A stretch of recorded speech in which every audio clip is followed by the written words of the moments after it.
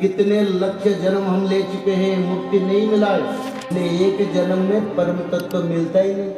बोले महाराज मुक्ति में हमको क्या मिलेगा? आप बोलते हैं मुक्ति, मुक्ति में हमको क्या मिलेगा बताओ ना।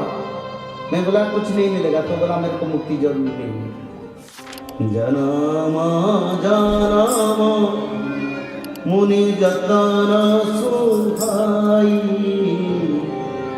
अंते राम कहीं आवत नाही।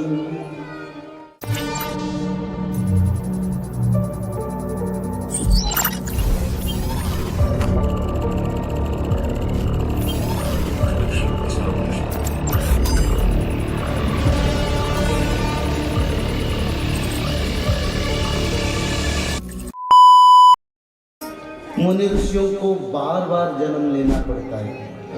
किसके लिए? संत मुनि ऋषि सिद्धों क्या चाहते हैं? परित्राण चाहते हैं, परम गति चाहते हैं। हर जन्म का पुण्य को संचय करके फिर जिस समय सारे पुण्य इकट्ठा हो जाता है तब उनको वैकुंठ प्राप्ति होता है। मुनि ऋषि लोग ज्ञानी है, ब्रह्म ज्ञानी, तत्व ज्ञानी है, शास्त्र को समझे। उन्हें बार बार तप को संचय करते करते फिर भगवत प्राप्ति यानी वैकुंठ को चल जाते हैं। जन्म चक्र बंधन से मुक्ति मिल जाती है।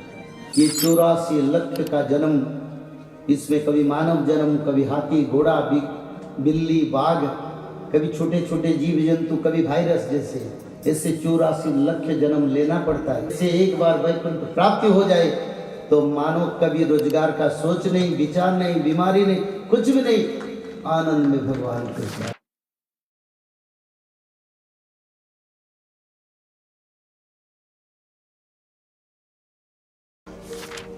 पर कलियुग में मानव लोगों को सिर्फ नाम भजन से, विश्वास श्रद्धा से वो मुक्ति मिल पाएगा।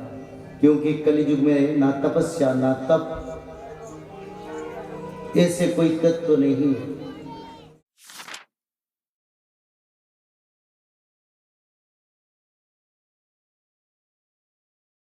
सभी लोग तो लालायित थे, चाहते हैं हमको कुछ मिले। हाँ, कथा को आते हैं, भगवान मंदिर जाते हैं, नारियल फोड़ते हैं, मथा टेकते हैं, कोई आशा रहता है। आशा तो जीवन का धारा के साथ सम्मिलित है, उसको नहीं हम छोड़ पाएंगे। देखो हम भगवान को मांगते हैं कोई नौकरी दे दे, रोजगार दे दे, कोई परिवार दे दे, घर दे, जमीन दे, तब उसी पर आनंद में हम रहते हैं। मुक्ति में पहले मिलेगा एक अमर शरीर। क्या मिलेगा? जिस शरीर का कभी मृत्यु नहीं होगा।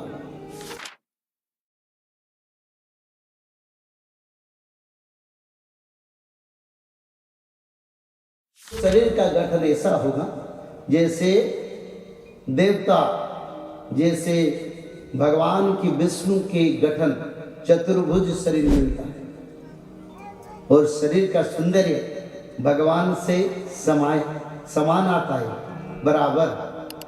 और शरीर के साथ साथ भगवान की पवित्र तेज का प्रकाश होता है। गले पर सुंदर बनमाला, पीतवसन परिहित, जैसे भगवान कान्हा, ऐसे वस्त्र भी आभूषण मिल जाता है। उस शरीर में कभी वृद्धत्व नहीं आता है।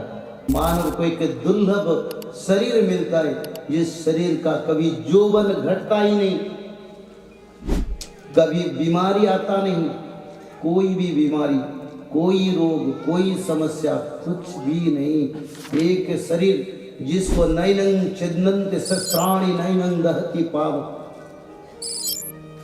ना धरती पर उसको हवा उड़ा सकता है, ना आग जला सकता है, ना जल में वो बह सकता है, ना शस्त्र अस्त्र के माध्यम से उसको खंड कर सकते हो। ऐसे दिव्य शरीर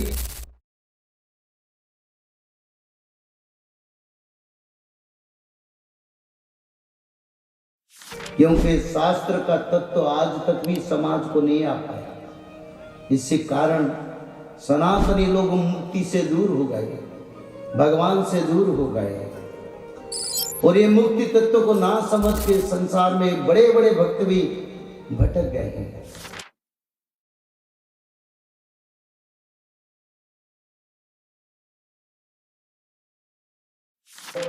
जब मृत्यु होगा तब गोलोक से एक दिव्य रथ पुष्पक विमान आता है। उसी विमान से दो सेवाकारी भी आते हैं, वो भी चतुर्भुजधारी भगवान के भक्त हैं। से लाए सारे सामग्री खिलाते हैं, बोले तुमने अच्छा कर्म किया, अब तुम्हारा कोई चिंता नहीं, भगवान ने भेजे हैं तुमको आनंद में उनके तक लेने के। तो उसी रथ पर बैठा के वो दिव्य मानव को लेके जाते हैं गोलक वैकुंठ, और गोलक वैकुंठ में सारी भक्तों के बीच उनका स्वागत होता है। बोले ये अच्छा कर्म के यही कर्म किया, और मैंने, प्रभु खुद बोलते हैं, मैंने उसको लाया हूं ताकि तुम्हारी लायक है, और यहाँ तुम्हारे साथ अनंत समय तक ये रहेगा। कभी ब्रह्म प्रलय आएगा तभी भी ये रहेगा, उनका मृत्यु नहीं होगा। सुंदर सा एक घर दिया जाता है जिस घर में उनको रहने के लिए स्थान मिलता है। ये कलियुग में जो घर देखते हैं उससे कहीं अच्छा मकान मिलता है, अच्छा मकान भी दिया जाता है, अच्छा आसवास पत्र दिया जाता है, सोने की थाली दिया जाता है, और रोज 2 समय राधा रानी कृष्ण के साथ नित्य रास में उनको आने के लिए आमंत्रण दिया जाता है, और उसी समय नित्य रास में रहते हैं। और भगवान पूछते तेरा कोई समस्या नहीं है, यहाँ तेरा कोई दुविधा नहीं है, कोई दुखी नहीं है तो मेरे को बताओ, मैं तुम्हारा सेवक बन के कार्य करता हूँ।